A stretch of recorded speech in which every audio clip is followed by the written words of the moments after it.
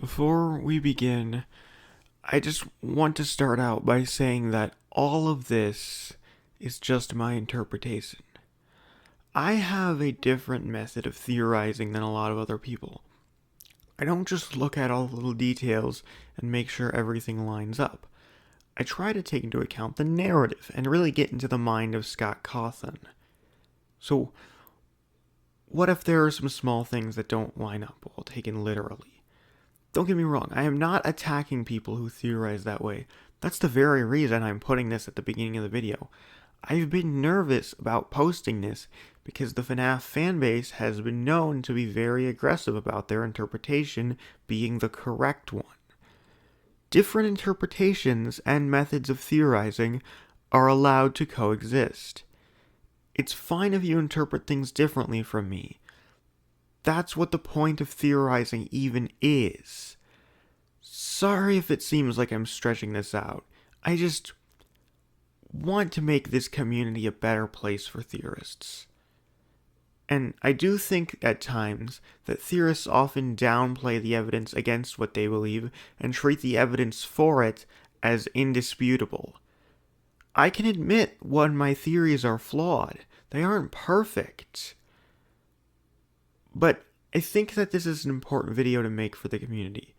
Because even if you don't believe most of what I say, I hope I managed to get you to at least consider something. But I've been talking about this for long enough. Let's do this. As crazy as it seems, FNAF 4 is the only FNAF game that was ever explicitly stated that it was meant to be the last game. There are so many games that the fanbase collectively assumes were meant to be the last, that seems wild. But it also means something that a lot of people often overlook. These games should be solvable on their own without any information from later games or books. People just kinda use modern information to solve mysteries from FNAF 1 through 4. And while I don't think those people are bad theorists, I do believe that FNAF 1 through 4 can be completely solved as a complete story. And I actually don't think that the story has changed as much as most people think. Now, I will be allowing some level of hindsight. If I actually had only FNAF 1 through 4, I would 100% fully believe that Purple Guy and Pink Guy are separate characters. I know that people like to downplay the difference between their sprites to make it seem ridiculous that they were ever thought to be separate characters, but look at them. They look completely different. What I'm trying to do here is solve the story using conclusions that could be drawn from FNAF 1 through 4. Oh, and I'm also going to carry with the knowledge that there was one retcon, because I think I know what that was, and it's in these first 4 games. I am not going to waste too much time on FNAF 1, because the story is very simple and well known. The newspapers that occasionally show up tell us that 5 children went missing, and that the animatronics started to smell bad after that happened. Given the strange things we see there, it's safe to say these kids were stuffed into the animatronics and possessed them. That is literally all FNAF 1 gives us. I mean, I suppose it tells us that the bite of 87 happened, but we don't get any context for that, we just know it's a thing that happened. FNAF 2, at first glance, seems to be a sequel to FNAF 1, as it takes place in a new location with improved animatronics. But there are some odd things here, namely Phone Guy still being alive. This comes to a head at the end of the game's main week, where it's revealed that the game takes place in 1987, the year of the bite of 87 as was mentioned in the original game. The bite presumably being what got this location closed down. The newspaper also mentions the original animatronics being repaired and sent to a smaller location, which perfectly sets up FNAF 1. It is generally believed that the character we play as, Jeremy Fitzgerald, is the victim of the bite of 87. I disagree due to modern evidence, but again, we're focusing on FNAF 1 through 4, so I won't touch on that. But this game also introduces the 8-bit minigames, and this is where we learn a majority of the lore. The first one shows a child being killed outside Freddy's, followed by the puppet's jump scare, showing this kid becomes the puppet. The next minigame shows Foxy finding the dead bodies of the 5 missing children. Not much to say here, we already know about these kids. The next minigame shows the puppet putting the animatronic heads on the bodies, and then the fifth body shows up at the last frame, followed by Golden Freddy. The most rational explanation for this is that the puppet was the one who stuffed the kids. I get that other people have different explanations, but no offense to those people, those are big stretches. It seems pretty clear that this is meant to be the puppet stuffing the bodies.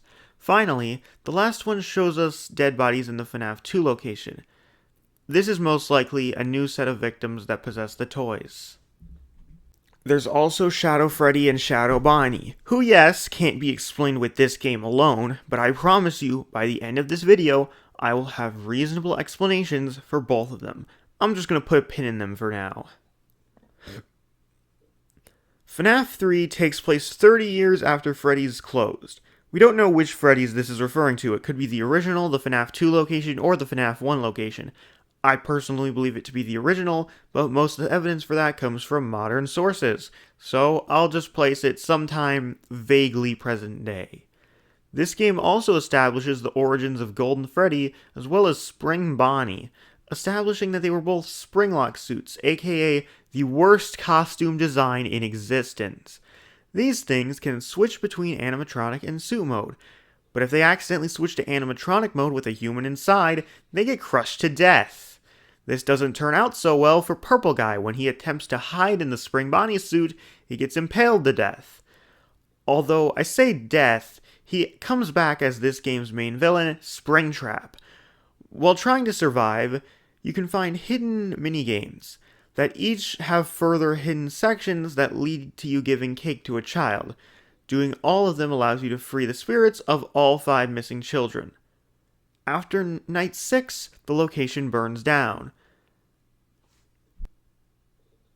But there's something else in the hidden minigames that very few people have noticed. In the minigame Stage 01, we see a child go missing, and Shadow Bonnie's minigame starts with him on Stage 01.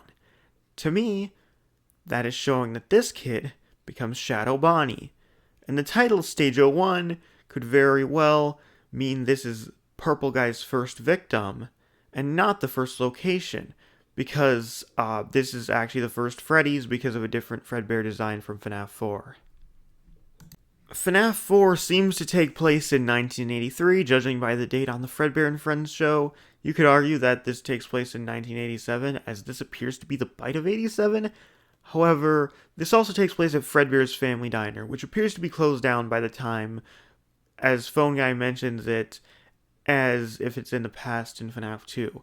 The TV could be airing reruns though, so we can't definitively place it on the timeline, but for the sake of this video, I'm just going to put it in 1983.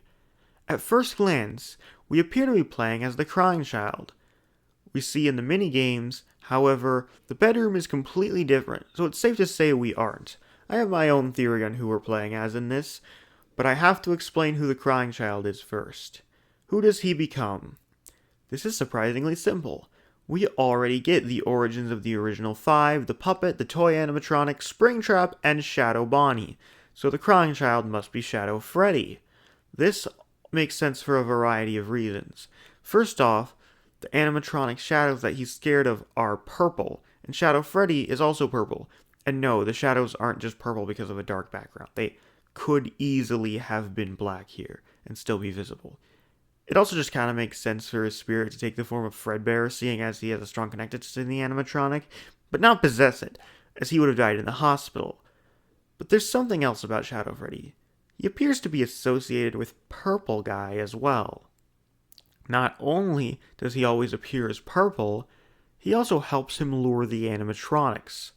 The Fredbear plush speaks in a different shade of yellow at the end of the game than it does throughout the rest of the game.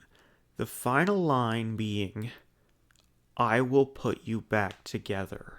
The crying child is Purple Guy's son. And I believe his death is what motivated his murders. But there's one more thing. Remember how I said I know who we're really playing as in this game? Well, in the files of FNAF 4, Nightmare, the game's final boss, is labeled as Shadow Freddy. Meaning the one causing these nightmares is the crying child himself. And there's only one person I can think of who he would target. His older brother.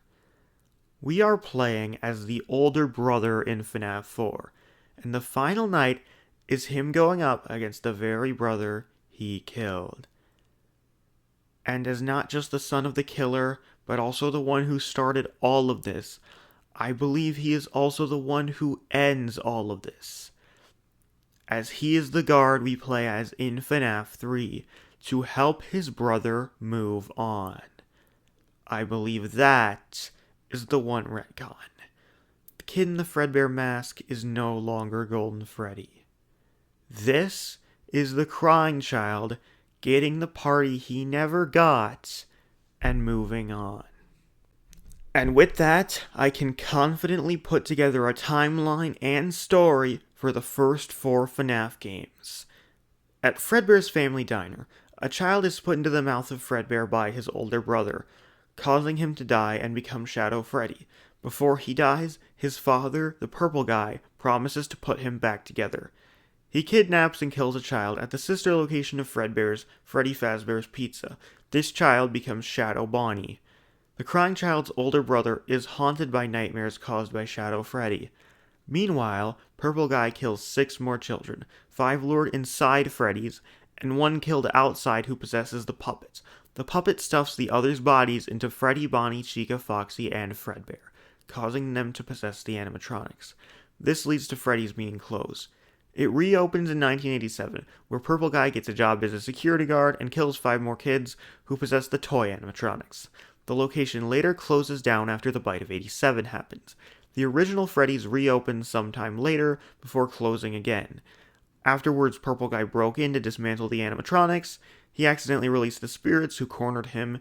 He hid in the Springlock soup in hopes of Golden Freddy disappearing. But it was raining and the Springlocks went off. Years later, Fazbear's Fright opens. The older brother gets a job as a security guard to put an end to the nightmare he started. His father, now Springtrap, was found, and he survived 5 nights against him, trying to free the spirits, letting his little brother finally rest, and then burn the place down, ending everything. Except Golden Freddy, and Shadow Bonnie, and the toy animatronics, and maybe the puppet, and based on the newspaper ending Springtrap as well. Yeah, I see why Scott chose to continue this series. But yeah, that's my interpretation of FNAF 1 through 4. Again, I would like to remind you that this is all my opinion. You are welcome to disagree with, but don't make it personal. Nobody can say with confidence what Scott actually intended here. I just hope this video gets more people considering ideas like Shadow Freddy being the crying child, which is a theory I feel quite confident in.